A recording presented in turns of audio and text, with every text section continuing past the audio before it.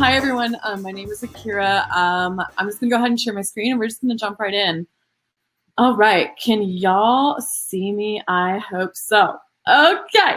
So yeah, this is a lightning talk on learning how to learn, or as I like to say, how I learned to stop worrying and love the process. Really quick, a little bit about me. My name, as we all know by this point, is Akira. I am a software developer.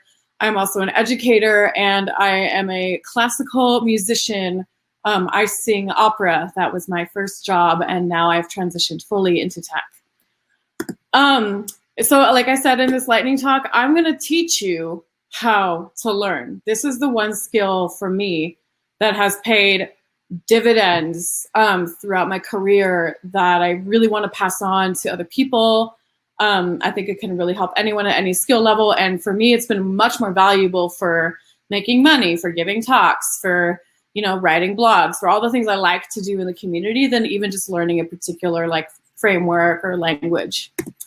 So the problem that I was facing, especially when I first started to learn how to code, was, oh my God, there's so much, and I'm only one person, and just the vast sheer amount of stuff that there is to learn is huge. It's exorbitant, and that was a problem. You know, I'd love to learn. I love to learn in depth, but I would sit down sometimes and be like, okay, I have to learn React today. And that was too much. It was just so overwhelming. And I wasn't making a lot of progress. I was getting really frustrated. And I was thinking, well, maybe I'm no good. And then I said to myself, you know, I think the way I'm going about this is wrong. I don't think it's the product. I think it's the process that I need to tweak. So the solution that I found that works for me, that has also worked for many other people when they want to do deep learning, is to chunk, which I'll explain in a minute what that means, and rest. So there's a old Zen proverb that's like, what's the best way to reach enlightenment? And the answer is to chop wood and carry water. So this way, it's kind of the same thing. Well, how can I achieve mastery in technology? Chunk your learning and rest. So what the heck is chunking, right? Chunking your learning is taking one topic, one very small topic, spending a short amount of time on it, and then moving on to the next topic. Now, when you have something as vast as technology, or even just a framework, like let's take React, for example, you would say to yourself maybe, well, how am I only supposed to focus on one thing? This is impossible. There's so much to learn. And I'm telling you that if you literally spend 25 to 30 minutes just going through how to do create React app with this chunking method, putting that in your long-term memory, doing this method pays dividends, because later when you learn the next step in React or the next step in learning basic JavaScript or Vue or Angular or whatever, your little chunks of knowledge will start to come together and gel. So let's talk about how to chunk. And this is mainly a technique I learned from this book called A Mind for Numbers by Barbara Oakley. It's brilliant. You should absolutely read it, especially if you don't think you're any good at math and science. So how to chunk. First things first. Eat your frogs for breakfast. What does that mean? Okay, take the thing that you don't like the most, the hardest thing that you're just like, oh God, this sucks. I don't want to deal with it. Do it first. Do it in the morning, whatever it is that you start your study session, if you study at night, whatever. Do it first when you have the most energy, because that's going to take the most brain drain.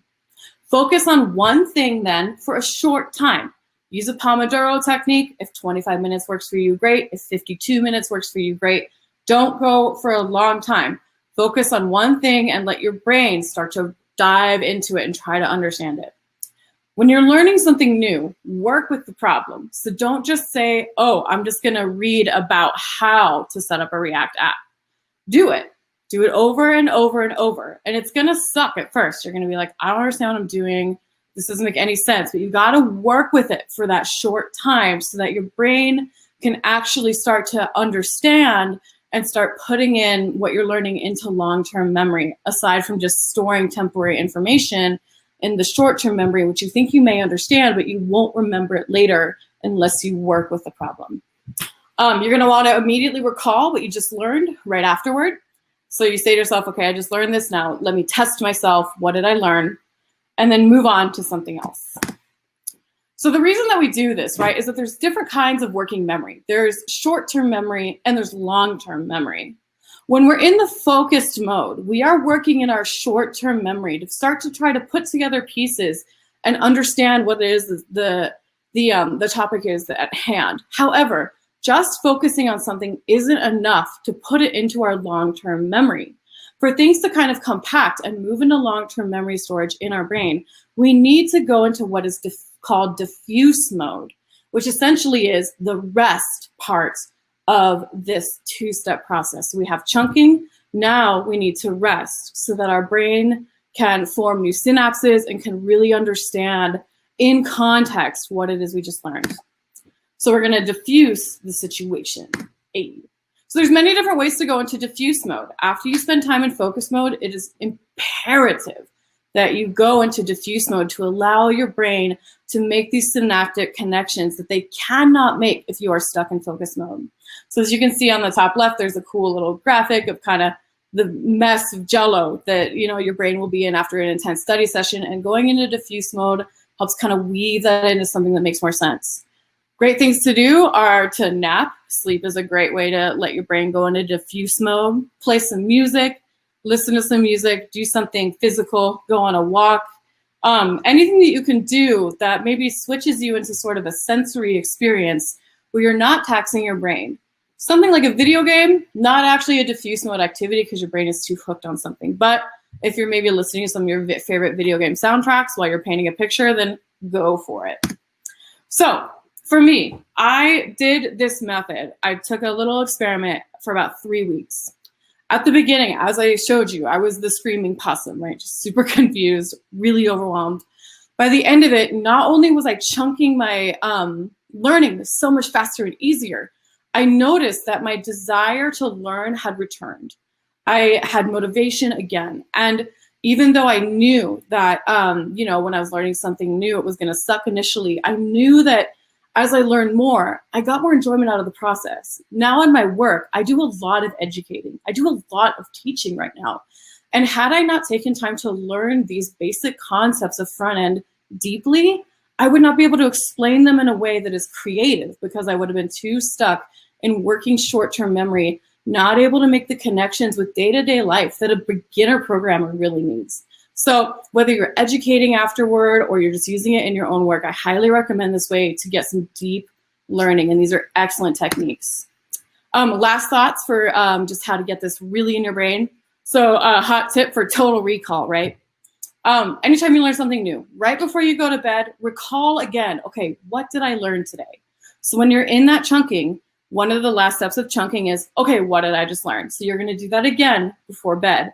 At night, during the diffuse mode, your brain will literally put things together for you if you ask it to. So you say, what did I learn today? Your brain will work on it overnight. You don't even have to try to figure it out. Revisit new material within a day. Super important to do spaced repetition. I know that's a hot topic. For me, I'm just like, just do it within a day and, continue to do it. But I'm not too dogmatic about like days or times. Just within a day works for me. Learning something new sucks, especially if it's really hard. And you got to embrace that, because if you don't, you'll procrastinate and procrastinate and procrastinate, and you're never going to get any better. It's going to suck. But if you just sit down and acknowledge, this is not fun, but it's going to pass, it will. It takes about 10 minutes of just like, oh, this is really lame. And then you hit that flow state. And then again, like I said, the more you get these chunks in your brain and work together in long-term memory, the more enjoyment you will have of this new material. And last but not least, if you're having a particular problem in an area, focus on it. Something I learned as a classical musician, especially as an opera singer, is you can't sing the whole piece over and over and over again if you're having a problem, because you're going to tire out your voice. You have to focus on the few measures or whatever of the music that are giving you a hard time and just work those until you get it right. The same goes with your brain. Your brain is essentially a muscle, right? And if you overwork it over and over and over again in an area that's tricky for you, it's going to get tired and you're not going to learn. Isolate the small problem areas that are giving you trouble and work on them in a chunking session. And that's it. Really glad y'all came today. Thanks for listening to my talk. I hope it was valuable. If you have any questions or if you want to talk or just connect, hit me up on Twitter. I'm at Akira Makes. Thanks so much, y'all. Cool. Akira, thank you so much. That was awesome.